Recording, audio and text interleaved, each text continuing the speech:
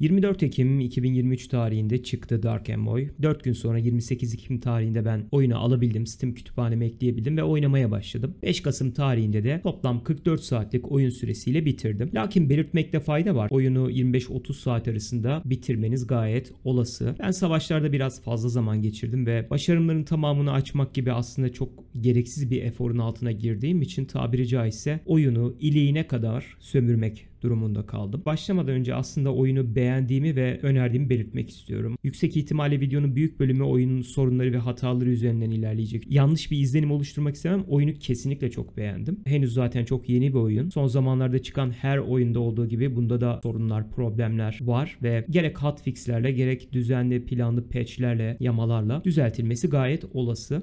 Geneli itibariyle bakarsak ama son zamanlarda çıkan oyunlar arasında katlanılabilir seviyede diyebiliriz. Oyunu severek oynadım, beğendim ve bana sorun olursa kesinlikle öneririm. Az sayıda fakat kritik hataları olduğu gerçeğini ama göz ardı etmemek gerekiyor. İleride gelecek patchler veya yamalarla oynanışı daha olumlu yönde gelişme kaydedeceğini düşünüyorum. Fakat bence değinilmesi gereken bazı kritik noktalar var ve bu videoda o noktaları mümkün olduğunca aktarmaya çalışacağım. Öncelikle oyunu sevmeme neden olan faktörleri sıralamak isterim. Birincisi Dungeon Crawler. Ben dungeon içeren oyunları çok seviyorum. Sınırlı kaynak ve yetenekle böyle bir labirentin içinde eksiksiz çıkma çabası, o labirentten gerçekten fire vermeden kurtulma çabası bana her zaman ilgi çekici ve göze alınabilecek bir challenge olarak gelmiştir. Ayrıca dungeonlara yerleştirilmiş böyle küçük sürprizler, planı sürekli revize etmenize sebep olan ve mutlaka alternatif çözümleri cebinizde bulundurmanıza, üretmenize neden olan sürprizler her zaman çok hoşuma gidiyor. Bu da oyuna ayrı bir heyecan katıyor. Bu oyunda zindanlar birbirini tekrar etmiyor. Her girdiğinizde aslında farklı bir zindanla karşılaşıyorsunuz. Bu olumlu bir özellik gibi görünse de aslında olumsuz bir faktörün sonucu. Buna daha sonra değineceğiz. Dungeonlar dışında karakter kişiselleştirme ve yetenekler kısmı benim çok hoşuma gitti. Oyunda 4 farklı sınıf var. Karakterleriniz seviye ilerledikçe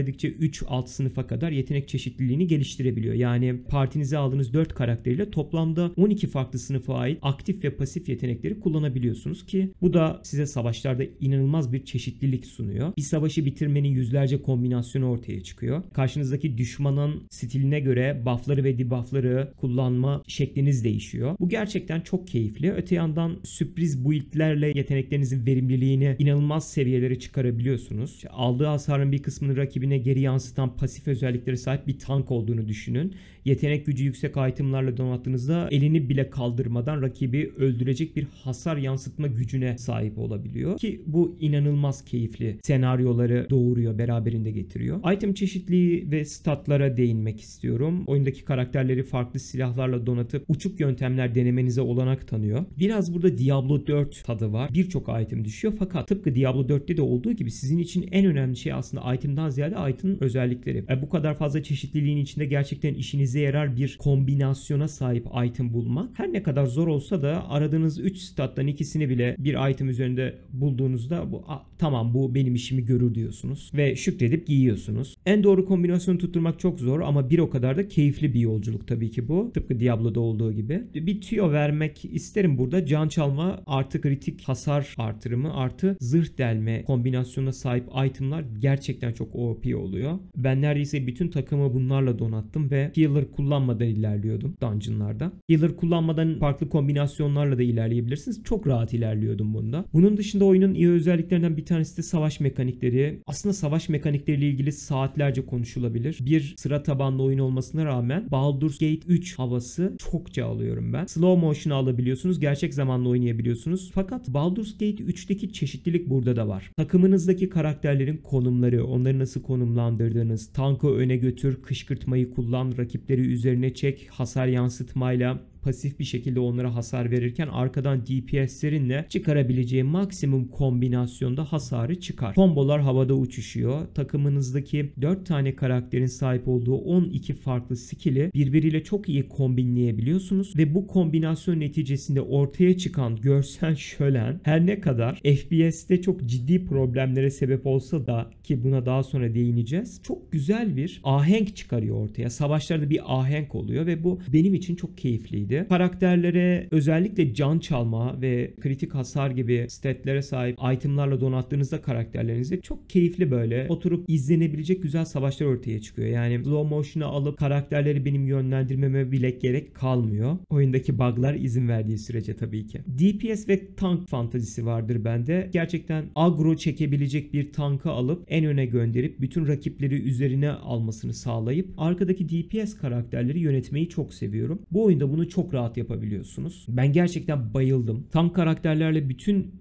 düşmanları üzerime çekip arkadan hasar potansiyeli yüksek karakterlerle çok ciddi hasarlar çıkarabilmek ve bunları yaparken de bu karakterlerin sahip olduğu bu 12 tane farklı, düzeltiyorum, arkadaki 3 DPS'in sahip olduğu 9 farklı skill ile bir combo oluşturmak inanılmaz rahatlatıyor beni. Gerçekten böyle bir fantazim var. Bunu çok rahat yapabiliyorsunuz bu oyunda. Bir zindana girilen MMORPG havası veriyor ister istemez. Tek farkı buradaki bütün karakterleri siz yönetiyorsunuz. Tabi bir karaktere odaklanıp diğerlerini otomatik savaşa da bırakabilirsiniz. Fakat yapay zeka rakiplerinizde çalıştığı kadar iyi çalışmıyor. Buna da değinmekte fayda var hazır sırası gelmişken, övülecek bir nokta. Rakip yapay zeka çok iyi. Oyunu zor oynuyorsanız gerçekten zor. Oyundan keyif almak istiyorsanız hikaye veya kolay modda oynamanızı öneririm. Ben ilk savaşı hikaye modunda oynadım. İkinci savaşı kolay modda oynadım. İkisi de çok kolay geldi. Ardından nedir ya bunun zorluğu deyip en zora çektim ve beni resmen patates ettiler.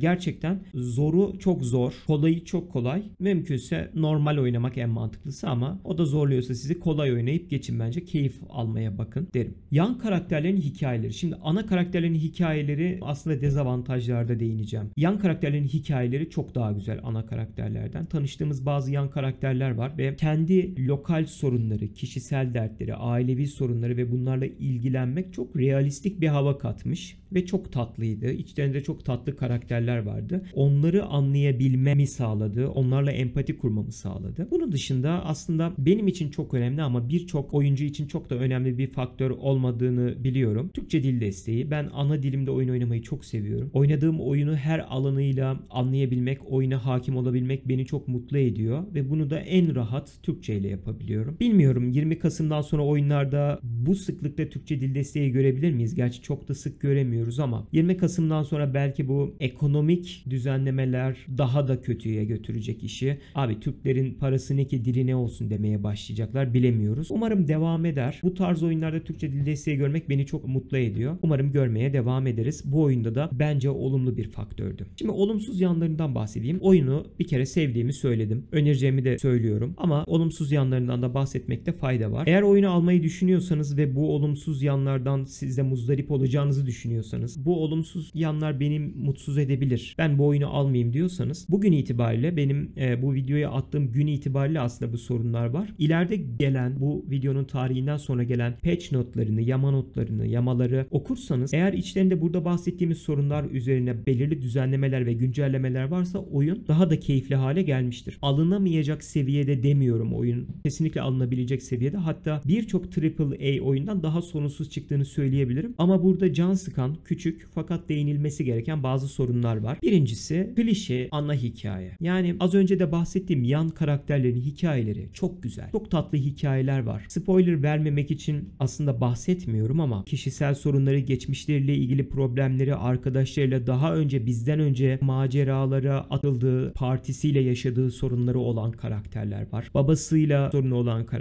karakterimiz var. Köyüyle ilgili problemi olan ve oraya yardım götürmemiz gerektiğini düşünen karakter var. Yani çok daha lokal sorunlar, çok daha gerçekçi sorunlar ve gerçekten karakterlerle empati kurarak onun sorununu anlıyor ve o soruna ortak olma çabası içerisine giriyorsunuz. Sizi oraya çekiyorlar. Ama ana hikaye hiç öyle değil. Bizim 2 tane ana karakterimiz var. Bunu söylemem spoiler olmaz büyük ihtimalle. Bu oyunda 1 tane değil 2 tane ana karakterimiz var. Bir tanesi Malakai, erkek karakterimiz. Diğeri de Kayla, kadın karakterimiz. Bunların ikisi kardeşler. Başta aslında oyunun başında gerçekten bu iki karakteri çok iyi yansıtan bir görevle, bir görev serisiyle başlıyoruz. Malakai biraz daha serseri, biraz daha rahatına düşkün, daha laubali, çok fazla olayları ciddiye almayan bir erkek karakter ve daha unprofessional davranıyor. Kayla ise daha askeri düzende yetişmiş bir kız belli ki. İşini daha ciddi yapmayı seven, cıvıtmayan, görevi her şeyin önünde tutan, daha çizgisinde bir karakter. İlk 2-3 görevde gerçekten bunu çok iyi yansıttılar ve harika başladı dedim. Ama devamında daha sonra karakterlerimiz kendilerini bir maceranın ortasında buldular. Bundan sonrasında spoiler olacağı için bahsetmiyorum ve gerçekten kötü şeyler yaşandı. Bir aile dramı yaşandı adeta ve bu aile dramından sonra oyunun hikayesi bir sapıtmaya başladı. O lokal sorun yine birçok Hollywood yapımı filmde veya birçok AAA fan art yapımı oyunda gördüğümüz gibi birden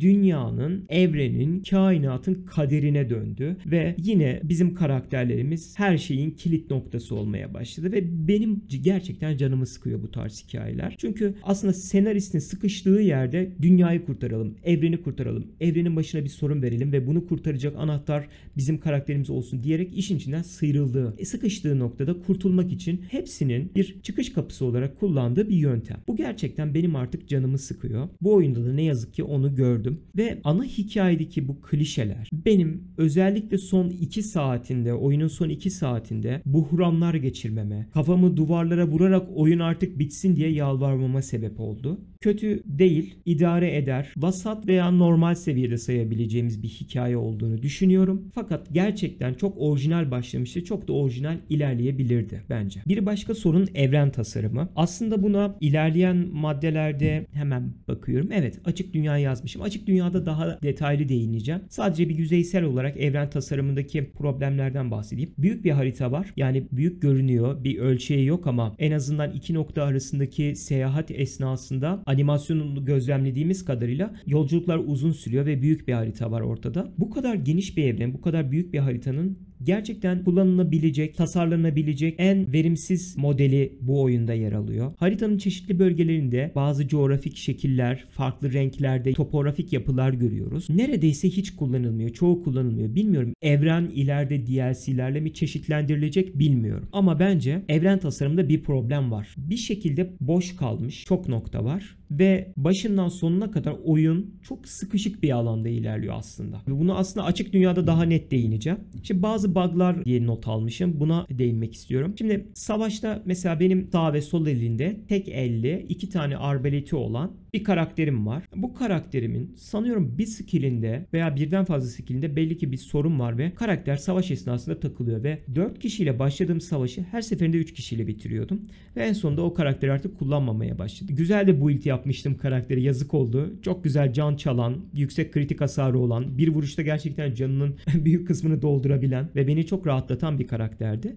Fakat kaybettim onu çünkü bug nedeniyle savaşın yarısından sonra savaşta hareketsiz kalıyor, ilerlemiyordu, takılıyordu karakter. Aslında partinizdeki 4 karakterin alabildiği 3'er tane alt sınıf var. Bundan bahsetmiştik. Yani toplamda partinizdeki 12 tane farklı skill sete sahip 4 karakteriniz var ve bunların aslında birbiriyle kombinasyonunda bazı bug'ların çıkması gayet olası. Ben bir karakterde buna denk geldim. Başka karakterlerde var mıdır bilmiyorum. Oyunu bu şekilde bitirmek zorunda olduğum için can sıktı. Düzeltilmeyecek bir şey değil. Düzeltilir diye düşünüyorum ama bu tarz küçük dengelemelerde bazı karakterlerin böyle bug'lara takılma ihtimali gayet yüksek, gayet olası. Haritada bir bug'ımız var. Harita bir yerden sonra gerçekten kullanımı çok zorlaşıyor. Mouse wheel'ı kullanarak zoom out yapmak gerçekten tam bir işkence haline dönüyor. Haritada bulunduğunuz noktadan gitmek istediğiniz noktayı seçmek çok zorlaşıyor. Haritanın gerçekten optimize edilmesi lazım. Mouse wheel'da harita dışında da genel olarak bir bug var. Bazen kaydırma çubuğu çıkan pencerelerde, çantanızda mesela çok fazla item olduğunda genelde kullanımı kolay. Mouse'un orta tuşunu aşağıya indir, aşağıya gitsin, yukarıya kaydır, yukarıya çıksın. Ama bazen bir takılıyor ve değil mouse'un orta tuşuyla aşağı yukarıya itmek, mouse'un sol tuşuyla basılı tutup kaydırma çubuğunu aşağı yukarıya da kaydıramıyorum ve göremiyorum. Bu benim çantamda da olabiliyor, NPC'nin dükkanında da olabiliyor, haritada da olabiliyor. Birçok yerde meydana gelebiliyor. Karakter numaralarının karışması var. Savaş esnasında 1'den 4'e kadar karakterlerimiz sıralı bir şekilde savaşa giriyorlar ve 1'e bastın mı birinci karakterin, 2'ye bastın mı ikinci karakterini seçiyorsun gibi bir düzen var. Bazı uzun süreli savaşlarda 1'e bastığımda 4. karakteri, 2'ye bastığımda 3. karakteri seçiyor. Ya bu acaba rakibin bana attığı bir debuff mıdır? Benim aklımı karıştırmak için için mi yapıyor diyorum. Bunu bir karaktere atabilir. O karakteri seçemeyebilirim, okey, ama hani oyuncu olarak bana atmıyor ya bu debuff'ı. Bilmiyorum, debuff vardır diye tahmin yürüttüm ama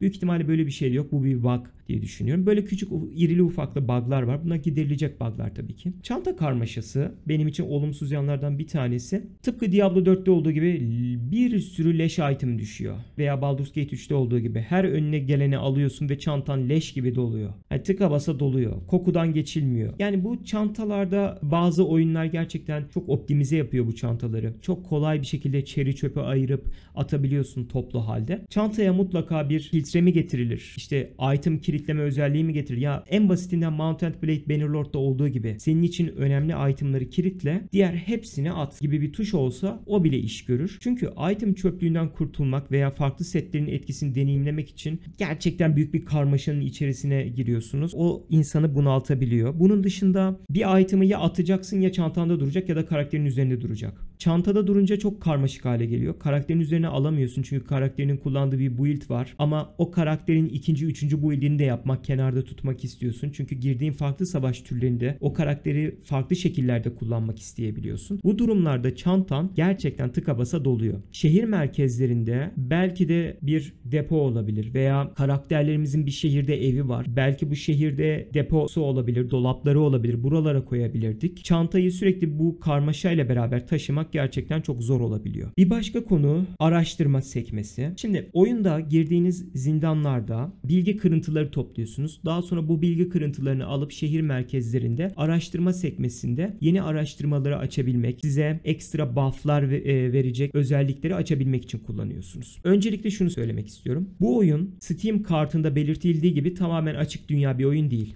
Doğal olarak ya ben ana görevlere ara vereyim, yan görevlere ara vereyim, çıkayım kendim ek görevler yapayım veya sadece gideyim grind atayım, işte yaratık keseyim, mob keseyim veya kendim bağımsız zindan tamamlayayım ve biraz bilgi kırıntısı tamamlayayım da şu araştırma sekmesindeki açılmamış bölümleri açayım diyemiyorsunuz. Böyle bir şey yok. Çünkü oyun aslında yazdığı gibi açık dünya değil. Doğal olarak oyun size aslında %100 serbest bırakmıyor ve size diyor ki ben sana doğrusal bir zaman programı yaptım. Benim sana vereceğim görevlerle bu programda ilerleyebilirsin. Eğer böyleyse sizin oyundan beklentiniz şu olur değil mi? Tamam. Madem böyle o zaman benim final görevine gelmeden önce bütün araştırmaları açabilecek kadar bilgi kırıntısı toplayabilmem lazım. Çünkü sen bana fazla bilgi kırıntısı toplamak için veya bana sunduğun araştırma sekmesindeki bütün skill'leri, bütün araştırmaları yapabilmem için yeterli ya ortamı sağlayacaksın, açık dünyayı sunacaksın ya da bunu sağlamıyorsan görevlerle, bana verdiğin görevlerle bunu sağlamalısın. Yani ben final görevine gelmeden önce kendimi oyunu bitirmeye hazır hale getirmek istiyorum. Hem itemlarla, hem skill'lerle, hem karakter dizilimiyle, kombinasyonlarla, hem de araştırmalarla. Ama bunu yaptırmıyor. Açık dünya konusuna biraz giriş yapmış oldum. Buradan ilerleyeyim. Şimdi araştırmaları tamamlayacak kadar bilgi kırıntısını oyun size sunmuyor. Açık dünyaya da size salmıyor. Doğal olarak bu bir açık dünya oyun değil. Açık dünya dedikleri tabiri aslında şunu kapsıyor. Bir ana görevi bitirip diğer ana göreve başlamadan önce oyun size 2 tane şehirde serbestçe dolaşma hakkı veriyor. Sadece ama bu şehirlerde dolaşabiliyorsunuz. Şehrin dışına çıkayım, bir kamp basayım, bir zindan, bir dungeon yapayım. İşte 4 kişilik takımlarla dungeonlar yapabiliyorum ama benim envanterimde 8 tane karakterim var. Benim gemimde 8 tane karakterim var. Ben bunlarla en uygun takım kombinasyonunu bulmak istiyorum. Bunun için çıkayım birkaç tane zindan yapayım da biraz antrenman yapayım diyemiyorsunuz. Öyle bir dünya yok. Gerçekten takımlarınızın verimliliğini, parti çeşitliliğini yalnızca ve yalnızca oyunun size verdiği ana veya yan görevlerde deneyimleyebiliyorsunuz ki yan görevler de aslında yeterince açık dünya izlenimi sunmuyor. Size o özgürlüğü vermiyor. Her ana görev başladığında bir tane de yan görev yapabiliyorsunuz. Oyun size 2 farklı yan görev sunuyor. Genelde bir tanesi büyük ve kolay ya da normal zindan oluyor. Diğeri de küçük ama zor zindan oluyor. Zor dungeon oluyor. Bunlardan birisini seçiyorsunuz. Bunu seçtiğinizde diğeri kayboluyor. Diğerini yapma şansınız ortadan kalkıyor. Doğal olarak her ana görevden önce bir tane yan görev yapabiliyorsunuz. Bu da opsiyonel bu arada, tercihe bağlı. Fakat ben oyunun başından sonuna kadar bütün yan görevleri de yaptım ve genelde içinde hep daha fazla sandığın olduğu, daha fazla bilgi kırıntısı toplayabileceğini düşündüğüm zindanları yaptım ve 44 saatin sonunda araştırmalarımı tamamen açamamıştım. Böyle olumsuz bir yanı da var. Açık dünya konusunda bir başka olay da karakterlerinize itemlar dizmek istiyorsunuz. En iyi item yapmak istiyorsunuz finale gelmeden önce. Çünkü final boss'u eğer benim gibi tüm achievement'ları, başarımları tamamen açmak istiyorsanız insane zorlukta kesmenizi isteyecek oyun sizden. Ve bunu yapabilmek için gerçekten güzel bir hem takım kombinasyonuna hem yetenek kombinasyonuna hem de item dizilimine sahip olmanız gerekiyor. Ve bu itemları bulmak gerçekten çok zor. Çünkü oyun sizi serbest bırakmıyor. Oyun size diyor ki ben sana ne görev verirsem onu yapacaksın. Ama Steam mağazasındaki sayfamda açık dünya yazıyor. Ona fazla takılma dostum. Sana sonuçta 2 tane şehirde 2 ana görev arasında kolayca şehirlerde gezme şansı veriyoruz. Ama şehirlerde sadece dolaşabiliyorsun. Yani karakterlerinizi geliştirecek yeni itemlar, mağazadan yeni item bulabilirsiniz. Evet. Fakat mağazaya da öyle çok iyi itemlar gelmiyor veya nadir geliyor. Gelse de pahalı oluyor. Itemları kendiniz basmak istiyorsunuz. Yani böyle güzel dungeon sisteminin olduğu, böyle güzel savaş mekaniklerinin olduğu bir oyundan beklentiniz de budur zaten, öyle değil mi? Ben dungeon'a gireyim, kaynak düşüreyim, kendi itemlarımı basayım, statlerini, özelliklerini değiştirmeye çalışayım, en uygun özellikleri bulayım ve karakterime giydireyim. Doğru bir parti kurayım, bunlara güzel kombinasyonlardan oluşan bir skill set hazırlayayım ve savaşa gireyim. Çatır çatır da keyif alarak oyunumu oynayayım. Ne yazık ki oyunun açık dünya mantığında ciddi sorunlar var. Bir başka sorun, aslında bundan bahsetmiş oldum. Yine altını çizeyim. Yan görev sayısı çok az olduğu gibi ek görev hiç yok. Bunun dışında ben çıkayım, biraz sağda solda işte haydut kovalayayım, partimle beraber farklı dungeon türlerine girip onlara farklı taktikler deneyeyim. Bunu yapamıyorsunuz. Bir başka problem, ben 4070 ekran kartıyla oyunu oynadım. Çok fazla sorun yaşamadım. Yalnızca finale doğru ekranın kalabalıklaştığı, fazla sayıda karakterin bulunduğu bazı sahneler, bazı anlar var. O anlarda hafif böyle FPS droplar vesaire gördüm, yaşadım. Yani doğal olarak orta normal seviyede bir bilgisayarda ben sanmıyorum ki çok optimize bir oyun deneyimi sunacaktır. Hiç sanmıyorum. Optimizasyonda bazı sıkıntılar olduğunu hissediyorum. Ama çok büyük sorun yaşamadım çünkü 4070 ile oynuyordum. Daha düşük ekran kartlarına daha büyük problem çıkarabilir. Genel itibariyle sorunlar bunlardı. Oyun akışını sadece ana görevlerle belirlemek bence büyük bir problemdi. Açık dünyanın gerçekten açık dünya gibi olmaması bir problemdi. Potansiyel optimizasyon sorunları bence bir problem. Çanta karmaşası bir sorun. Araştırmaları tamamlayamadan oyunun bizi final boss'a zorunlu kılması bir sorun. Bazı ufak tefek bug'ları olduğundan bahsettik. Klişe bir ana hikaye var ve evren tasarımında ciddi problemler var. Bunlardan bahsettik. Fakat bütün bunlar gerçekten giderilebilecek sorunlar ve aslında birçok AAA oyuna göre çok iyi çıktığını söyleyebilirim. Oyun oynanamaz seviyede değil. Ben aldım, oynadım, bitirdim. Bir daha büyük ihtimalle girmem. Çok büyük bir patch gelecek ki, çok büyük bir yenilik olacak ki, az önce bahsettiğim gibi aslında çok geniş bir evrene sahip olabilir bir oyun. Belki ileride DLC'lerle, patch'lerle bunları açacaklar. Açarlarsa eğer girerim tabii ki. Çünkü oyun gerçekten hoşuma gitti. Tavsiye ediyorum. Bu aslında benim bu kanaldaki ilk videomdu. Bilmiyorum, videoyu yaptıktan, editledikten sonra oturup